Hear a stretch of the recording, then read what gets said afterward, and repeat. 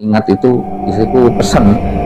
Jadi kalau orang bilang seperti ijab kabul pada saat saya bilang, lu kalau mau ikut-ikut. Nah, itu di situ. Itu salah saya. Mungkin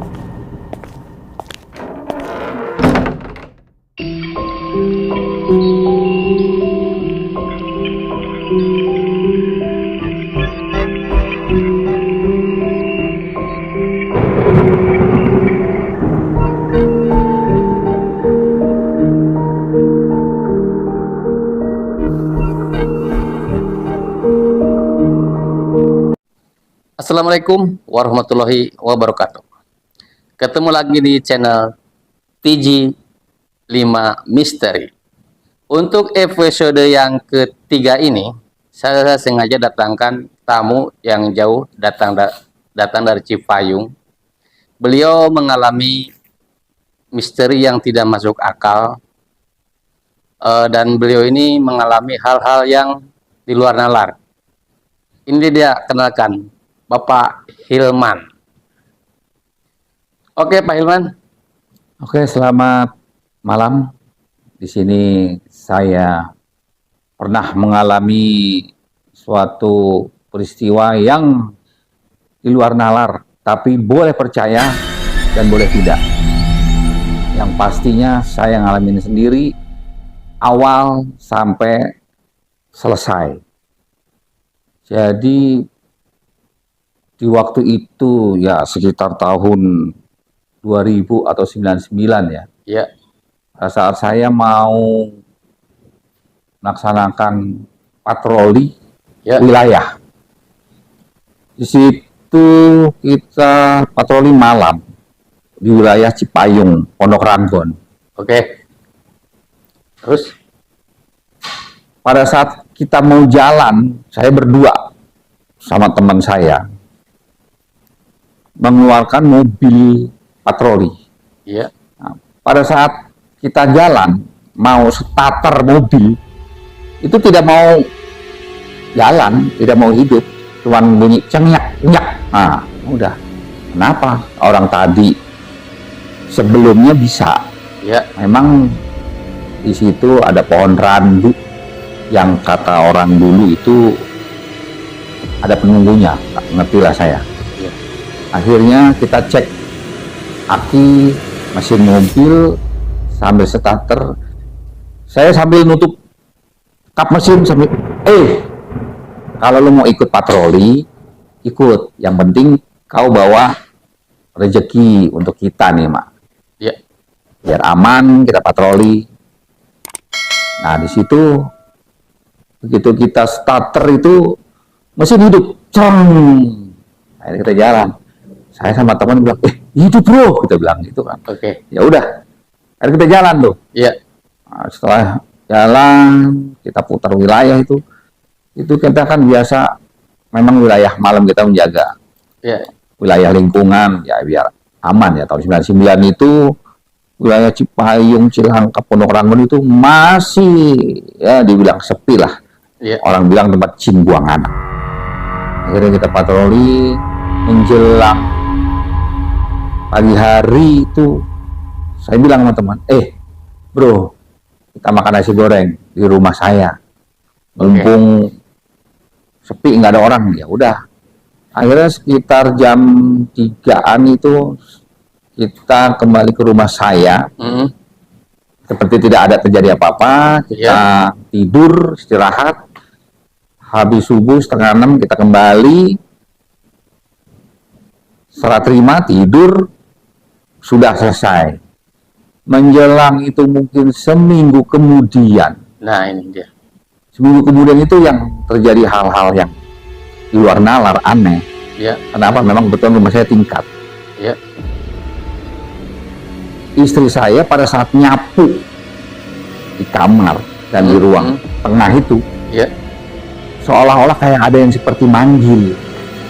Bu, merinding. Ya, merinding lagi kalau dengar cerita itu. Jadi, bu, katanya gitu. Gitu dilihat kok nggak ada orang. Ya sudah. Habis itu, ya waktu berjalan, saya pulang, dia cerita, tadi ada yang manggil. Ah, saya bilang itu halusinasi aja, saya bilang gitu. Iya. Nah, pada saat itu mungkin istri saya ngadu sama mertua saya. Kok kayak ada orang? Nah, memang setelah berjalan, aku nggak kuat cerita sebenarnya. Karena bulu-kuduk aku masih cerita ini, kalau ingat itu istriku pesen. Jadi kalau orang bilang, seperti ijab kabul pada saat saya bilang, lu kalau mau ikut-ikut. Nah, itu di situ, itu salah saya. Mungkin karena nggak gebrak itu jadi dia ikut gitu ya. Mungkin akhirnya dia ikut. Nah, setelah ikut berjalanlah waktu. Nah, itulah awal di rumah itu terjadi. Istri saya ada yang manggil, Iya. nggak ada yang pikirin. Nggak berapa lama, memang rumah saya itu kan tembus sama mertua ya. Iya. Akhirnya mertua itu almarhum ya, sekarang udah almarhum, itu masih pernah sekelibat pas di atas itu kok kayak ada orang katanya gitu. Iya. Padahal sepi. Ya udahlah, nggak usah dipikirin. Nah, menjelang ke sebulan lagi atau 3 minggu mungkin ya. Iya. Istri saya ada yang manggil lagi, ada yang manggil nama tapinya. Saya kuduk lagi berdiri nih, insya Allah saya cerita begini tidak kembali lagi ya. Akhirnya begitu ada yang manggil nama, larilah istri saya. Gitu.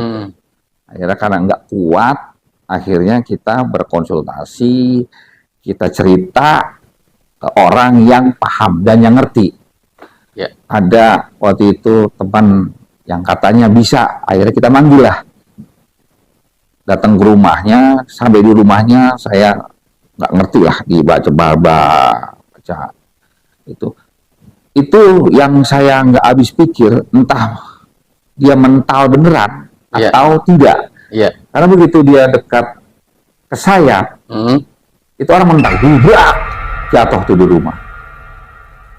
Waduh Pak, ini harus dia nggak terima, gitu. Akhirnya besoknya orang tersebut mau datang ke rumah saya. Iya. Begitu datang ke rumah saya, akhirnya di ruang tengah saya, itu saya dikumpulin, duduk sama orang yang paham, dipanggil lah dia di atas. Nah, dia bilang, ini Pak, turun Pak, dia Pak. Nah, dia turun tuh dari tangganya tuh. Dia dekat-dekat Bapak tuh. Cantik orangnya. Gitu, tapi badannya ya maaf, gitu ada bersisik katanya. Iya. Udah. Aku cerita begini jadi merinding lagi ya, karena ini boleh percaya dan tidak, tapi saya alamin sendiri. Iya. Kejadian ini, akhirnya begitu dipanggil, kita komunikasi tuh. Saya dilihat tuh, dia marah seolah-olah dia bilang, dia sudah terima saya. Iya. Oh ya udah, yang saya nggak habis pikir memang pada saat itu, setiap saya mau mau berhubungan, itu tidak pernah jadi, gagal. Kenapa? Istri saya pasti marah. Akhirnya tidak jadi. Itu terjadi di keluarganya seperti itu gitu Pak? Ya jadi pada saat itu kita nggak jadi lah, karena kan namanya berantem, ini ya udahlah. Ya saya ceritakanlah sama orang tersebut yang bisa paham. Gak habis pikir udah. Setelah dia bilang udah Pak, dia sudah disuruh kembali, dia salah ucap, akhirnya dia, Bapak minta maaf, saya disuruh jadi kayak orang, saya berkomunikasi yang Mbak, Bu, wah, saya minta maaf pada saat itu memang saya salah. Yang jelas alam kita sudah beda. Nah, akhirnya ya sudah, menurut yang bersangkutan yang paham, dia bisa melihat, karena saya nggak bisa melihat, sudah dipindahin. Dia nanya dekat rumah ada nggak pohon. Dia bilang kalau yang dekat rumah nanti balik lagi, katanya gitu. Akhirnya dipindahin jauh, yang penting ada pohon randu atau pohon nangka, dipindahin lah dia. Ya. Menjelang itu selesai, seminggu kemudian, nah bapak mertua saya melihat lagi, dan istri saya, nah saya merinding lagi nih. Jadi yaitu istri saya jadi diganggu lagi lah bahasanya. Iya. Akhirnya kita mencari, ada mertua saya paham, orang ngerti, itu di pondok pesantren Cibinong kalau nggak salah, Iya. tempat pondok pesantren anak-anak yatim. Akhirnya kita mengundang sekitar 12 orang santri yatim datang ke rumah saya, diberi syariat, itu kita disuruh beli ayam cemani. Iya. Saya yang cemani ngerti juga enggak, akhirnya dibawain ayam cemani, semuanya serba hitam, itu dipotong di situ, di depan rumah saya dikasih bambu, ditanam di situ. Ya. Ya alhamdulillah akhirnya kita baca surat Yasin. Memang dia bilang, kiai itu bilang bahwa memang ada, dia ikut saya. Di situ saya nggak habis pikir, ya Allah kok bisa begini, sedangkan saya ini kan manusia, kok didemenin sama makhluk gaib kan gitu. Iya.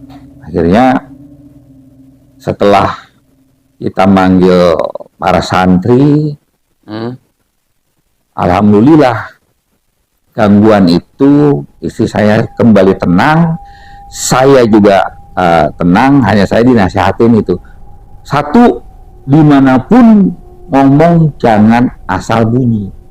Karena apa? Yaitu suatu kayak kita ngomong asal jeplak, asal bunyi. Nah itu kita salah. Jadinya gitu. Akhirnya ya pelajaran juga buat saya.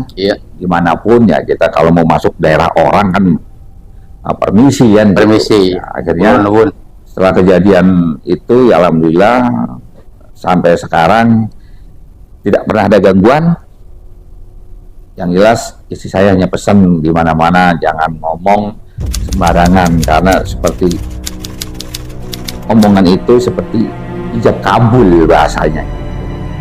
Jangan lupa tonton, subscribe TJ5 Misteri. Mantap. Oke, terima kasih.